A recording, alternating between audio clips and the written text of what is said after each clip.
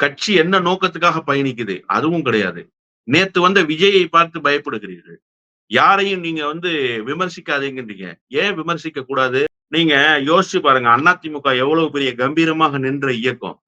அந்த வரலாற்ற கொஞ்சம் திருப்பி பார்க்கணும் எடப்பாடி பழனிசாமி. எடப்பாடி பழனிசாமிக்கு தெரியலன்னா நம்ம சொல்லிக் குடுப்போம் எடப்பாடி பழனிசாமிக்கு. 91ல இருந்து 96 அதிமுகவினுடைய ஆட்சி. அதிமுகவினுடைய ஆட்சிக்கு அவ்வளவு அவப்பெயர்கள் சூழ்ந்திருந்த நேரம். 96ல மூப்பனார், ரஜினி, கலைஞர் இவர்கள் எல்லோரும் சேர்ந்து அந்த அம்மையார் ஜெயலலிதாவை எதிர்த்தாங்க. அதிமுகவுக்கு எதிராக நின்னாங்க. அதனால் அதிமுக படுதோல்வியை தழுவியது. திமுகவுக்கு அதிமுக இருந்த ஆன்டி இன்கம்பன்சி சிச்சுவேஷனை யூட்டிலைஸ் பண்ணி திமுக அந்த தேர்தலில் வெற்றி பெற்றது. அடுத்து வந்த நாடாளுமன்ற தேர்தல் என்ன சார் நிலைமை? எரித்து போட்டா சிறகடித்து பறக்கும் பீனிக்ஸ் பறவைம்பாங்கல்ல, அத வரலாற்றுல நம்ம படிக்கிறோம்ல, அந்த பீனிக்ஸ் பறவை மாதிரி அதிமுக எழுந்தது சார்.